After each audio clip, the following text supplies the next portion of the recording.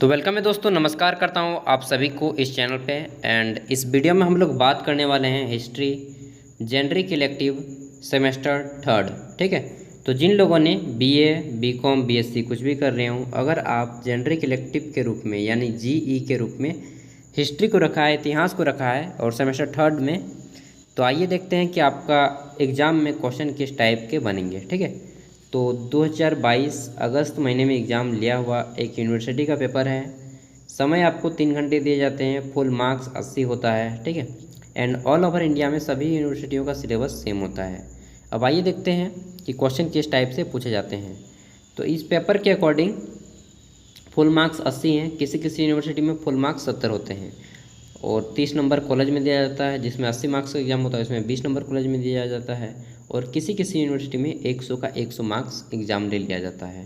ठीक है, आइए देखते हैं। तो इस पेपर के अकॉर्डिंग ग्रुप ए, बी, सी इस टाइप से बांटा गया है। सबसे पहले देखते हैं ग्रुप ए।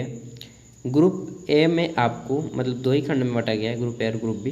ग्रुप ए में आपको 8 प्रश्नों के आंसर देने हैं, जिसमें से 1 अंकों वाले 8 ऑब्जेक्टिव होंगे। उसके बाद क्वेश्चन नंबर 1 का बी आएगा, क्वेश्चन नंबर 1 का भाग बी आएगा, उसमें आपको 4 अंकों वाले 2 प्रश्नों के आंसर देने होंगे। तो सबसे पहले देखते हैं ए। पहला है A number, when was the first battle of Panipat fought. तो 21 अप्रैल 1526 यानी कि 21 अप्रैल 1526।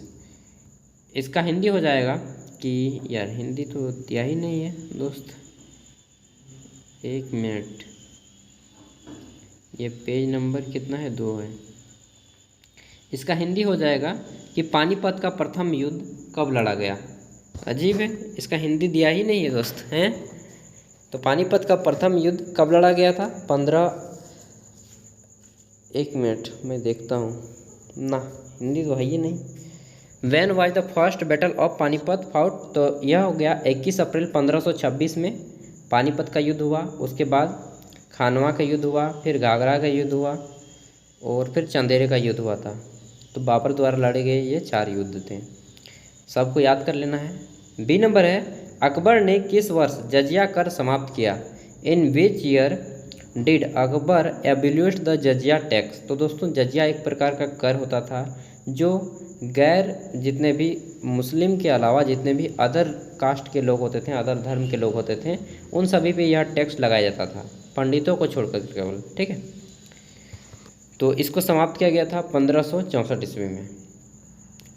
नेक्स्ट है सी नंबर, नूरजहाँ का वास्तविक नाम क्या था। एंड इस पेपर में आपको टोटली मुग़ल हिस्ट्री ही पढ़ना पड़ेगा, भारत के मुग़ल काल का इतिहास ही पढ़ना पड़ेगा इस पेपर में। ठीक है, तो नूरजहाँ का वास्तविक नाम क्या था, what the actual name of Nurjahan. तो उसका एक्चुअल नेम था मेहरुन्निसा। क्या नाम था, मेहरुन्निसा।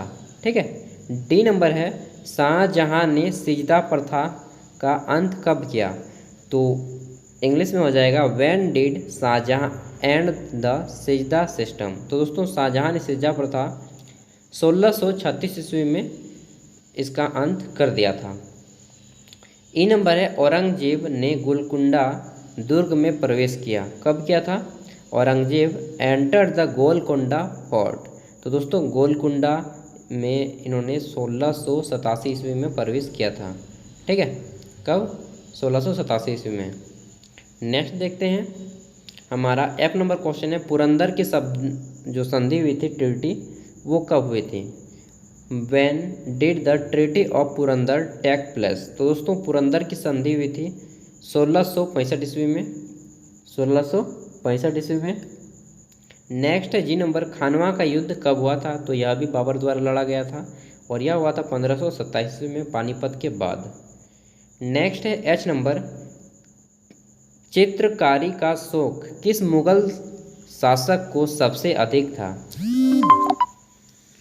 विच Mughal empire was fond of painting most. तो दोस्तों सबसे ज़्यादा शौक था जहांगीर को।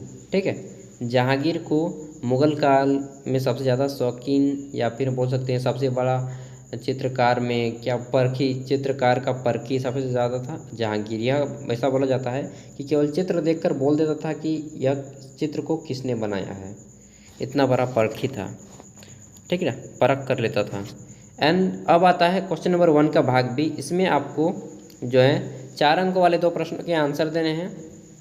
देख लीजिए, पहला है मनसबदारी और जागीरदारी व्यवस्था में अंतर बताना है, डिफरेंट करना है इन दोनों के बीच, ठीक है, क्या क्या अंतर थे। बी नंबर है खानवा के युद्ध क्यों हुआ था, उन कारणों को बताना है, पॉइंट पॉइंट करके लिख दीजिए। सी नंबर दीन ए इलाही जो एक प्रकार का धर्म था, ठीक है, उसको बताना है, और इसको सबसे पहले बीरबल ने स्वीकार किया था। एक तरह से बीरबल जो था ना अकबर का चेला ही था यार, किसी भी चीज़ को हाँ हुजूर है ना, किसी बात पे विरोध करो। डी नंबर है औरंगजेब की दक्षिण नीति क्या है, औरंगजेब डेक्कन पॉलिसी क्या थी। तो औरंगजेब जो था ना दक्षिण को भी जीतना चाहता था यार, एंड जीता भी था कुछ हद तक, गोलकुंडा वगैरह, बीजापुर, बहमनी साम्राज्य, ये सब का जिक्र कर दीजिए। एंड अब आता है ग्रुप बी। इसमें आपको 16 अंकों वाले 4 प्रश्नों के आंसर देने हैं। 16 अंकों वाले सभी प्रश्न हैं, लेकिन केवल 4 का ही आपको आंसर लिखना है। एंड इसका आंसर आपको 16 अंक का है, यानी कि इसका आंसर आपको देना होगा 4 खड़ा पन्ना या फिर 3 खड़ा पन्ना में, ठीक है दोस्त। तो 2 नंबर है, बाबर एक महान विजेता था परंतु साम्राज्य निर्माता नहीं। इस कथन की समीक्षा करें। Babur was a great conqueror but not a empire builder, examine this statement. सही है दोस्त, बाबर लड़ने में तो अच्छा था, लेकिन यह नहीं जानता था कि हमको अपना एरिया को कैसे बढ़ाना है, राज को एक्सपेंस कैसे करना है, बड़ा कैसे करना है, जो कि अकबर के पास था यह क्वालिटी, ठीक है। अकबर के पास दोनों क्वालिटी था, युद्ध विजय भी करता था और अपने एरिया को भी काफ़ी ज़्यादा दूर तक बढ़ा दिया था। 3 नंबर है, शेरशाह की भू राजस्व प्रणाली का वर्णन करें। यानी कि एक मिनट जमा ही आ जाता है यार बीच बीच में वीडियो बनाते वक्त। तो 3 नंबर है क्या कि शेरशाह की भू राजस्व प्रणाली का वर्णन करें। शेरशाह दोस्तों, शेरशाह सूरी का मकबरा सासाराम बिहार में है, ठीक है, वहीं का राजा था यह, और इसे ही फरीद खान के नाम से जानता था। इन्होंने ही सबसे पहले जीटी रोड को बनाया था, जीटी रोड जिसे ग्रांड ट्रंक रोड बोला जाता है, शेरशाह सूरी ने बनाया था, ठीक है। तो उसी को बता देना है कि भू राजस्व प्रणाली क्या था, एडमिनिस्ट्रेटिव जो चीज़ें थी, बहुत अच्छे अच्छे काम करता था, उन सब चीज़ों को बताना है। 4 नंबर है, अकबर की राजपूत नीति की विवेचना करें। अकबर की राजपूत नीति क्या थी। अकबर की राजपूत नीति ये थी दोस्तों कि जब अकबर को लगता था कि यार इससे हम जीत नहीं पाएंगे, ठीक ना, तो वह क्या कर लेता था, उससे विवाह का संबंध मान लेता था कि आप अपने बेटी को विवाह कर दीजिए मुझसे, एंड बदले में या हम दहेज में मिल ही गया राज्य। तो एक तरह से देखा जाए तो साइलेंट के रूप में इसको वॉर बोल सकते हैं कि युद्ध भी ना करना पड़े और सारा कुछ मेरा हो गया ना। लेकिन अब हम लोग दहेज का विरोध करते हैं ना दोस्तों, आप लोग मेरे साथ हैं ना, एकदम दहेज नहीं लेना है।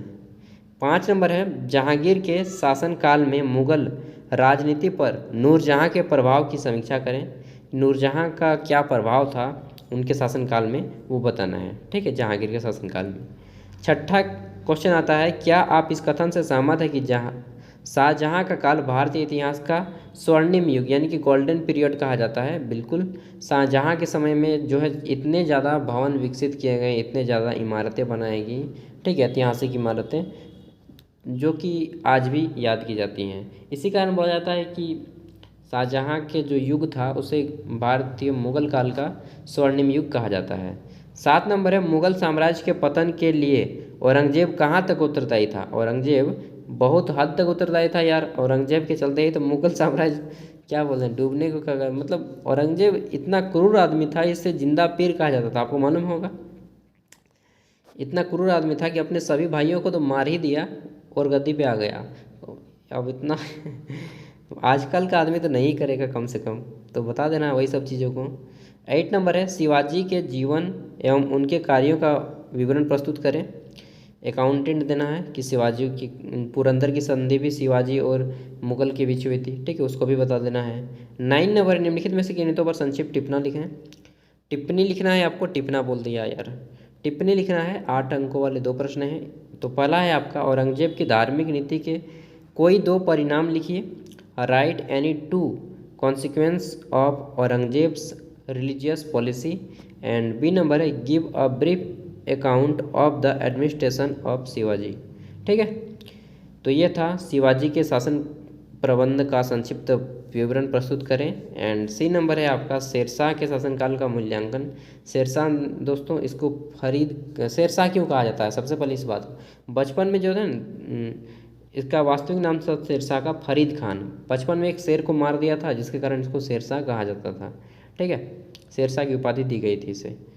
डी नंबर में फ्रांसीसियों के भारत आगमन की विवेचना कीजिए कि वे किस प्रकार भारत में आए। अल्मोड़ा, क्या क्या नाम था उन सबको बता देना है।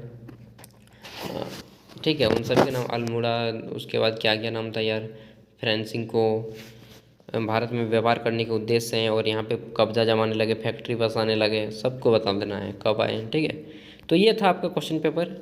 एंड दोस्तों आज काफ़ी थका हुआ यार, तो इसलिए धीरे धीरे बोल रहा, ज़्यादा स्पीड तो बोल नहीं पाया। एंड इसके बाद अगर आपको सेक का पेपर देखना हो तो उसका भी वीडियो अपलोड किया जा चुका है हमारे चैनल पे, आप जा करके देख सकते हैं। And previous year question paper कुछ भी सेमेस्टर का हो, सेमेस्टर 4, 5, 6 सभी के क्वेश्चन पेपर अवेलेबल होंगे इस चैनल पे, तो सब्सक्राइब कर लें। एंड जितने भी आपके दोस्त हैं उन तक भी शेयर कर दीजिएगा, क्योंकि ज्ञान बांटने से ही बढ़ता है दोस्त। And thank you, best of luck, अच्छे से एग्ज़ाम दीजिए।